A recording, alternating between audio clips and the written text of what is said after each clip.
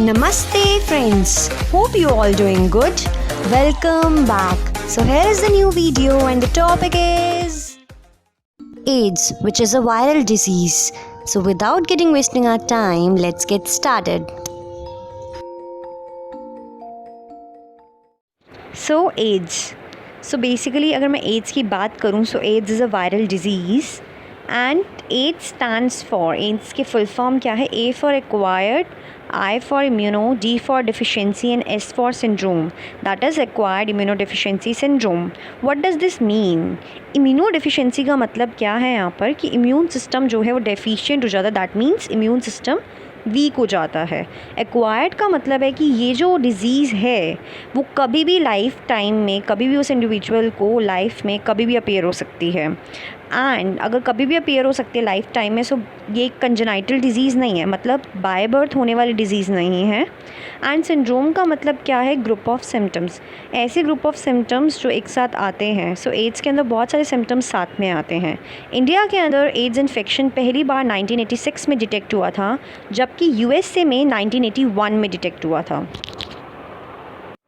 सो अगर मैं बात करूँ पैथोजन की, यानी कि डिजीज़ कॉजिंग ऑर्गेनिज्म की, कि कौन सा ऑर्गेनिज्म एड्स कॉज करता है. So AIDS is caused by a HIV virus, that is human immunodeficiency virus. Okay, and ये जो ह्यूमन इम्यूनोडेफिशिएंसी वायरस है, ये जो नाम है HIV, ये नाम जो है वो 1986 में दिया गया था bye international committee on viral nomenclature. Virus के नाम रखने वाली इंटरनेशनल कमिटी ने HIV नेम दिया इस वायरस को.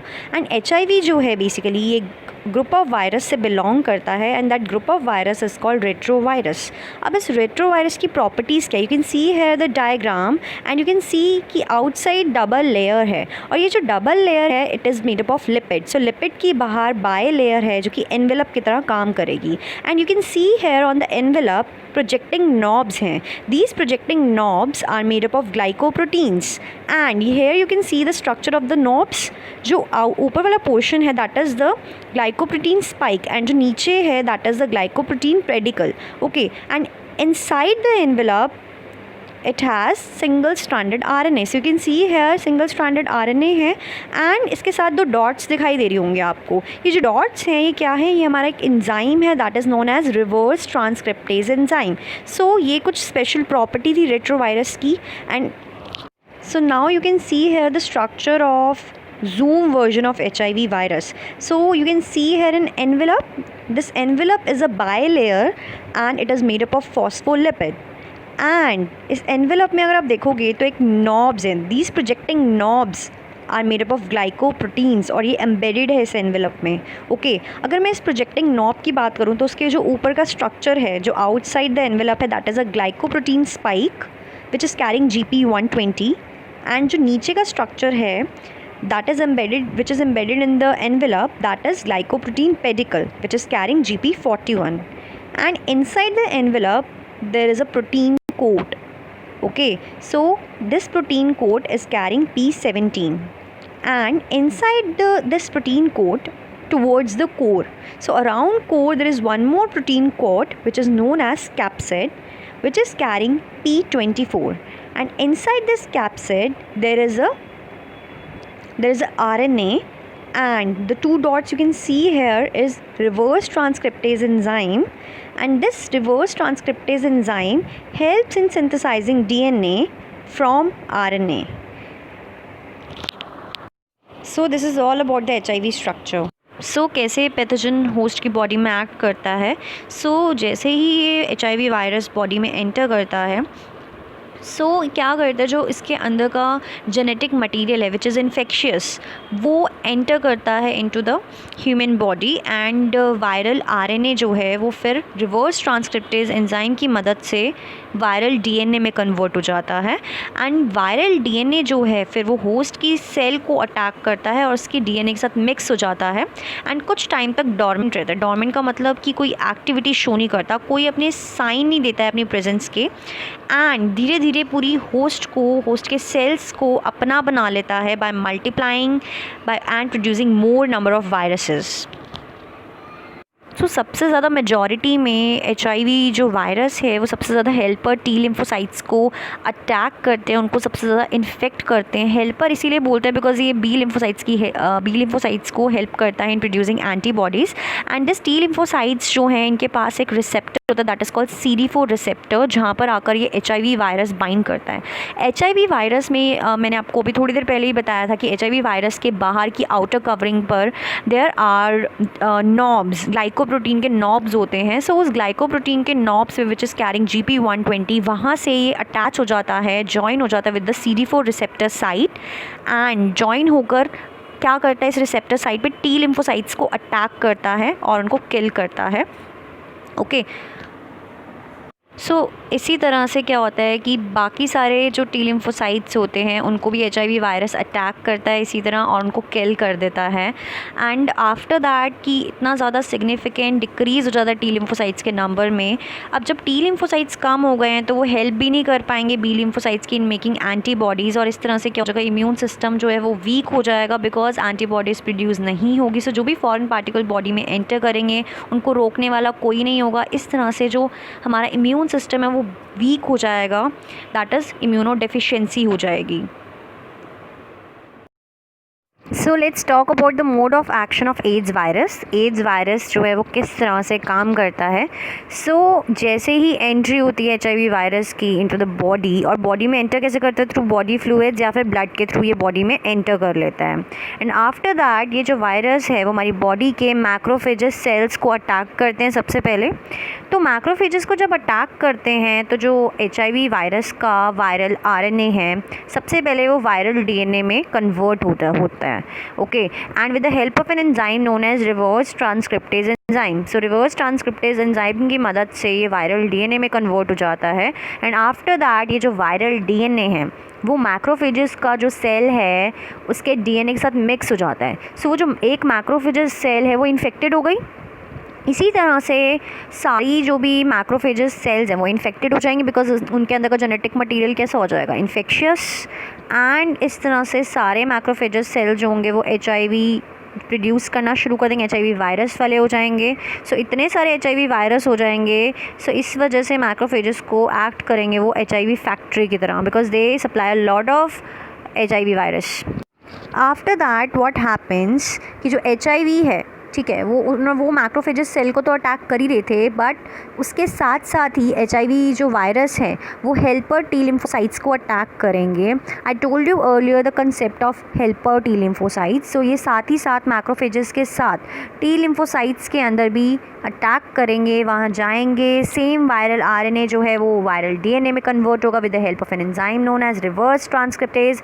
एंड देन क्या होगा कि जो टी लिम्फोसाइट्स का DNA है उसके साथ वायरल DNA मिक्स हो जाएगा एंड पूरी टी लिम्फोसाइट को इन्फेक्शियस बना देगा, जिसकी वजह से वो जो टी सेल है या टी लिम्फोसाइट है वो डिस्ट्रक्ट हो जाएंगे और बहुत सारे प्रोजेनी वायरस रिलीज़ करेंगे। वो सारे प्रोजेनी वायरस ब्लड में आ जाएंगे और बाकी सारे हेल्पर टी लिम्फोसाइट्स को अटैक करना शुरू कर देंगे। ये प्रोसेस रिपीट होता रहेगा और इस तरह से मैक्रोफेजेस सेल जैसे कि डैमेज हो रहे थे वैसे ही साथ साथ क्या होगा, प्रोग्रेसिव वे में there is a decrease in number of helper T lymphocytes. धीरे धीरे सारे टी लिम्फोसाइट्स अटैक होंगे और इस पीरियड के टाइम जो पेशेंट की इम्यूनिटी है वो बहुत वीक हो जाएगी। एक साथ बहुत सारे सिम्टम्स आएंगे like fever, diarrhoea, weight loss. I told you earlier that helper T lymphocytes जो है वो हेल्प करते हैं एंटीबॉडीज़ बनाने के लिए। जैसा कि मैंने आपको पहले बताया कि हेल्पर टी लिम्फोसाइट्स या हेल्पर टी सेल्स जो हैं उनका नंबर जो है वो कम होना शुरू हो जाएगा।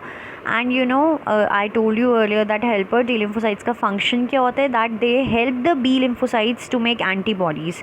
अगर टी लिम्फोसाइट्स ही कम होना शुरू हो जाएगी how B cells will make antibodies. B cells भी एंटीबॉडीज़ नहीं बना पाएगी। एंड एंटीबॉडीज़ का फंक्शन क्या होता है, to fight against infection, to fight against any foreign particle जो बाहर से आते हैं। ओके, अगर एंटीबॉडीज़ ही नहीं बनेगी पेशेंट जो है वो क्या होगा, जो भी इन्फेक्शियस पैथोजन है like bacteria, fungi, virus, they all will attack, even parasites, they all will attack और कोई एंटीबॉडीज़ नहीं होगी उनको मारने के लिए। बहुत ईजीली अटैक कर पाएंगे।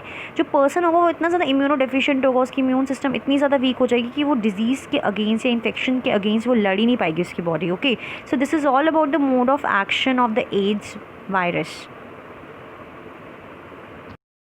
Now let's talk about the diagnosis part. So basically एक वाइडली डायग्नोस्टिक टेस्ट जो एड्स के लिए यूज़ होता है, that diagnostic test is ELISA, that is enzyme linked immunosorbent assay. So इस टेस्ट के थ्रू हम क्या कर सकते हैं, डायग्नोस कर सकते हैं कि एड्स है या नहीं है.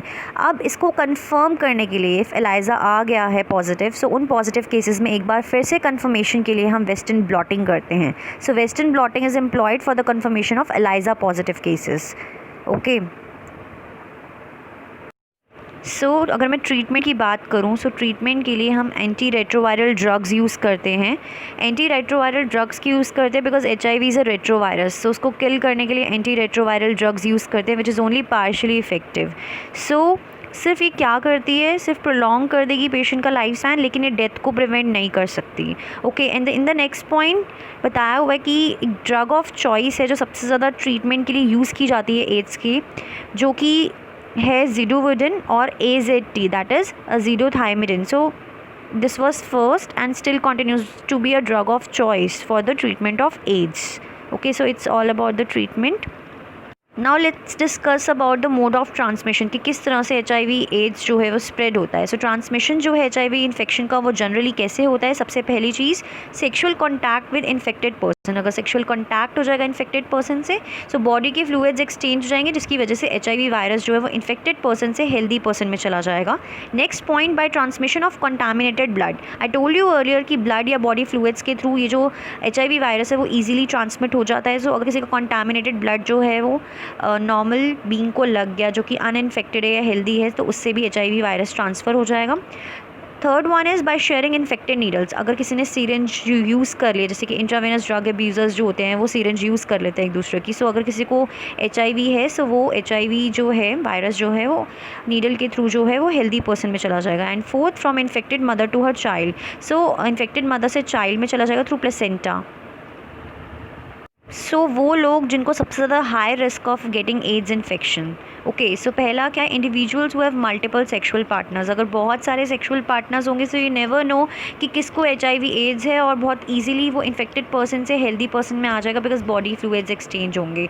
ओके, सो उनको सबसे ज़्यादा हाई रिस्क रहता है एड्स होने का. Second one is drug addicts. जो बहुत ज़्यादा ड्रग एडिक्शन करते हैं, उनके अंदर क्या होता है, बेसिकली वो ड्रग्स को इंट्रावेनसली लेते हैं थ्रू इंजेक्शंस और सिरिंजेस. सो क्या होता है कि वो जो ग्रुप ऑफ पर्सन है वो वही सेम इन्फेक्टेड नीडल्स यूज़ कर सकते हैं, जिसकी वजह से क्या है कि अगर किसी को HIV एड्स है, सो वो बहुत ईजिली सिरिंज के थ्रू जो है वो ट्रांसफ़र हो सकता है किसी हेल्दी पर्सन में.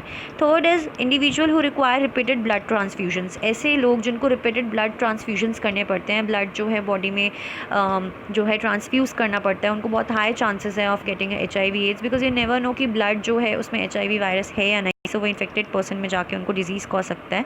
And fourth is the child born to an HIV infected mother. अगर HIV इन्फेक्टेड मदर है तो भी. So let's talk about the prevention of AIDS. So as you all know कि AIDS का कोई क्योर नहीं है, AIDS has no cure, but prevention is the best option. हम रोक ही सकते हैं बस इसको. इसकी अब तक कोई भी वैक्सीन अवेलेबल नहीं है जो कि इस इन्फेक्शन से फ़ाइट कर सके, जो एड्स वायरस को से फ़ाइट कर सके. सो WHO ने बहुत सारे नंबर ऑफ़ प्रोग्राम स्टार्ट किए हैं ताकि इसकी स्प्रेड को रोक सके, HIV इन्फेक्शन को. Okay, and world's AIDS day जो है वो 1 दिसंबर को मनाया जाता है. NACO, that is national AIDS control organisation, and various NGOs, non governmental organisation, इन्होंने बहुत सारा काम किया है लोगों को एजुकेट करने के लिए अबाउट एड्स, ताकि उन्हें पता हो कि व्हाट इज़ एड्स, किस तरह से फैलता है, सो दैट वो अपने आप को प्रिवेंट कर सकें. सो द फॉलोइंग स्टेप्स में हेल्प इन प्रिवेंटिंग एड्स. कुछ स्टेप्स है जिनसे हम एड्स को प्रिवेंट कर सकते हैं. What are they? Proper blood testing. बार बार ब्लड टेस्टिंग करानी चाहिए सो दैट जो ब्लड है हमारा बेसिकली वो सेव हो सके from HIV infection. Okay, so proper blood testing is very important. Ensure the use of any disposable needles. मतलब कि जब भी आप प्राइवेट हॉस्पिटल्स या क्लिनिक्स में जाते हैं, सो आपको हमेशा ध्यान रखना है कि उन्होंने जो सिरिंजेस या फिर जो उन्होंने जो नीडल्स यूज़ करी हैं, इट शुड बी डिस्पोजेबल. एक ही बार यूज़ कर उन्होंने फेंक दिया और हर बार न्यू सिरिंज या न्यू नीडल यूज़ की है. Third is the free distribution of condoms. Why free distribution of condoms? Because condoms prevents the STDs. Okay, sexually transmitted disease को प्रिवेंट करते हैं, सो उनका डिस्ट्रीब्यूशन ज़रूरी है. कॉन्डम से इन्फेक्टेड पर्सन से हेल्दी पर्सन में HIV एड्स ट्रांसफ़र नहीं कर पाएगा. Fourth is the controlling drug abuse.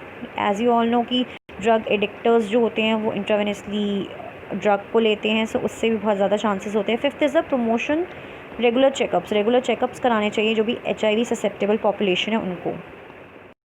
This is all about the topic. Thank you for watching. If you found this video informative, then subscribe, share, like, and of course comment. Thank you for watching.